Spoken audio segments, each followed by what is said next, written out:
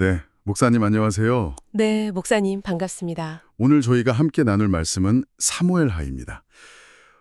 이스라엘의 위대한 왕이죠. 다윗의 통치와 그의 삶을 통해서 하나님의 그 깊으신 뜻을 함께 묵상하는 그런 시간이 되기를 원합니다. 네, 목사님. 오늘 이 사무엘하 말씀을 통해서 다윗 왕의 그 영광, 또 그 이면의 좌절, 그리고 그 모든 것 속에서 일하시는 하나님의 섭리를 함께 깨닫는 시간이 되었으면 합니다.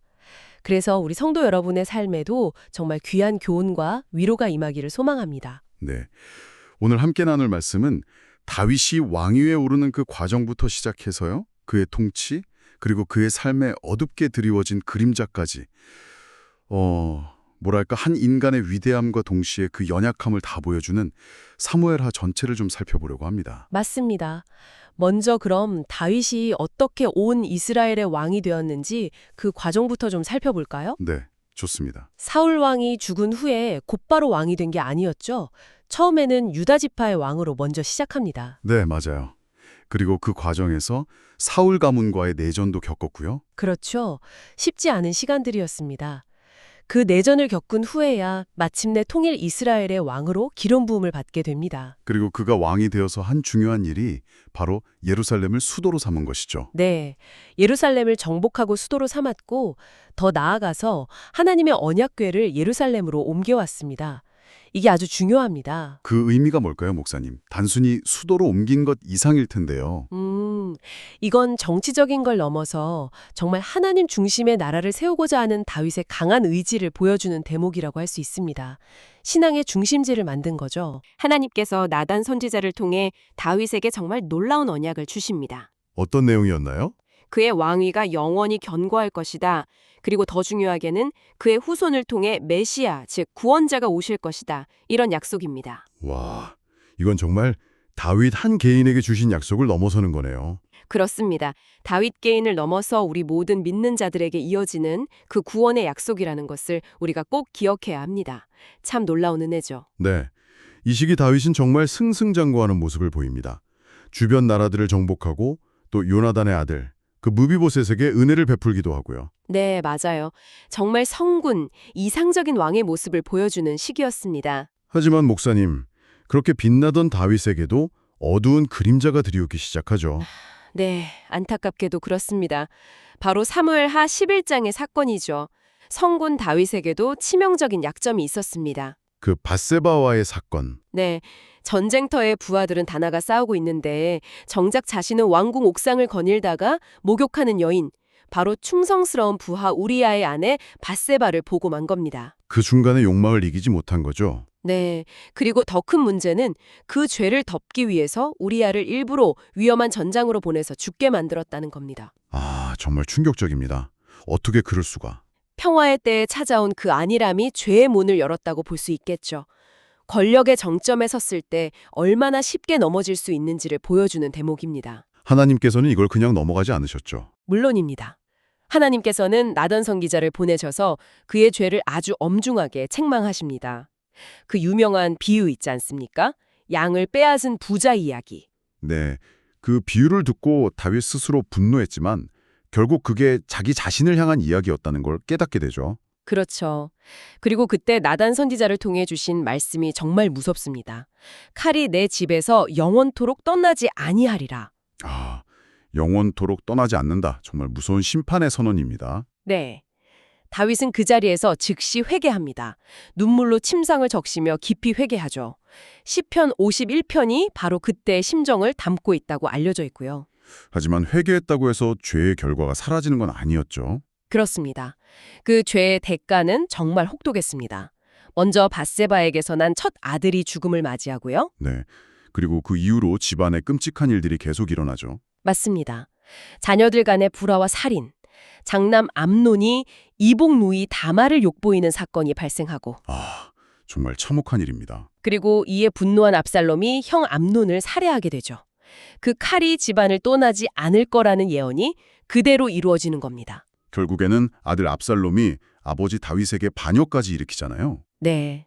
압살롬의 반역으로 다윗은 왕궁에서 쫓겨나 맨발로 울면서 도망가는 그런 비참한 신세가 됩니다. 한때 온 이스라엘의 영웅이었던 왕이 말이죠. 아들의 반역 그리고 그 아들의 죽음 앞에서 내 아들 압살롬아, 내 아들 압살롬아 하고 통곡하는 그 아버지 다윗의 모습은 정말 죄의 결과가 얼마나 비참한지를 보여주는 것 같습니다. 맞습니다.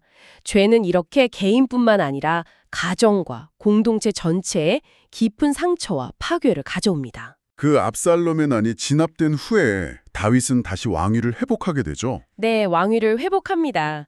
그리고 자신의 반역했던 이들을 용서하고 나라를 다시 세우려고 노력하는 모습도 보여줍니다. 하지만 그걸로 끝이 아니었죠.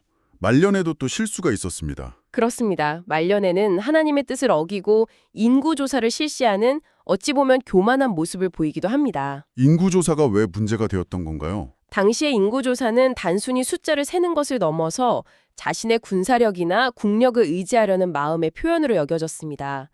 하나님을 의지하기보다 자신의 힘을 과시하려는 교만함으로 비춰질 수 있었던 거죠. 아, 그래서 하나님께서 진노하셨군요. 네, 그 결과로 전염병이라는 재앙을 맞게 됩니다. 수많은 백성들이 죽어나가죠.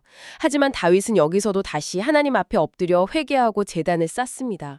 사무엘하는 정말 이렇게 위대한 왕 다윗의 영광스러운 모습뿐만 아니라 그의 정말 뼈아픈 실수와 그 인간적인 연약함을 숨기지 않고 다 보여주는 것 같습니다. 맞습니다. 그게 바로 사무엘하 말씀이 우리에게 주는 중요한 메시지라고 생각합니다. 어떤 영웅적인 명모만 보여주는 것이 아니라 인간의 실체 그대로를 보여주는 거죠. 네, 성도 여러분. 이 다윗의 삶은 오늘 우리에게 무엇을 말해주고 있을까요? 목사님께서 좀 정리해 주시죠. 네, 성도 여러분. 다윗의 삶을 통해 우리는 몇 가지 중요한 교훈을 얻을 수 있습니다. 첫째는 아무리 위대한 믿음의 사람이라 할지라도 넘어질 수 있다는 사실입니다. 우리 안에 교만이 싹틀 때, 안일함에 빠질 때 죄의 유혹에 취약해질 수 있다는 것을 기억해야 합니다. 네, 맞습니다. 그리고 두 번째는 무엇일까요? 두 번째는 죄에는 반드시 결과가 따른다는 준엄한 현실입니다. 다윗은 회개했지만 그가 저지른 죄의 결과는 그의 삶과 가정에 깊은 고통을 남겼습니다. 심은 대로 거둔다는 말씀처럼 죄의 대가는 피할 수 없다는 것을 보여줍니다. 하지만 목사님 거기서 끝나면 너무 절망적이지 않을까요? 아, 물론입니다. 가장 중요한 세 번째 교훈이 남아 있습니다. 그것은 바로 그럼에도 불구하고 우리가 진심으로 회개하고 하나님께 돌아설 때 하나님께서는 용서하시고 다시 기회를 주시는 분이라는 사실입니다. 다윗은 넘어졌지만 그때마다 다시 하나님 앞에 엎드렸고 하나님은 그런 다윗을 버리지 않으셨습니다. 하나님의 은혜는 우리의 죄보다 더 크다는 것을 발견하게 됩니다. 아멘입니다. 정말 그 하나님의 은혜가 핵심인 것 같습니다. 성도 여러분, 우리의 삶 속에서도 다윗과 같은 영적인 승리와 또 실패를 경험할 수 있습니다. 중요한 것은 실패했을 때 좌절하고 포기하는 것이 아니라 다윗처럼 하나님 앞에 정직하게 나아가 우리의 죄를 고백하고 회개하며 다시 주님을 의지하는 것입니다. 그렇습니다. 오늘 우리가 함께 나눈 이 사무엘하 말씀을 통해 우리 안에 숨어있는 교만과 죄는 없는지 돌아보고 넘어져 있다면 다시 일어설 용기를 얻으시길 바랍니다. 그리고 오직 하나님의 은혜만을 구하며 살아가는 저와 여러분이 되기를 간절히 축복합니다. 네, 다윗의 삶 전체를 통해 말씀하시는 하나님의 음성에 귀 기울이는 우리 모두가 되길 바랍니다. 오늘 말씀 감사합니다, 목사님. 네, 감사합니다. 다음 시간에 뵙겠습니다. 다음 시간에 뵙겠습니다.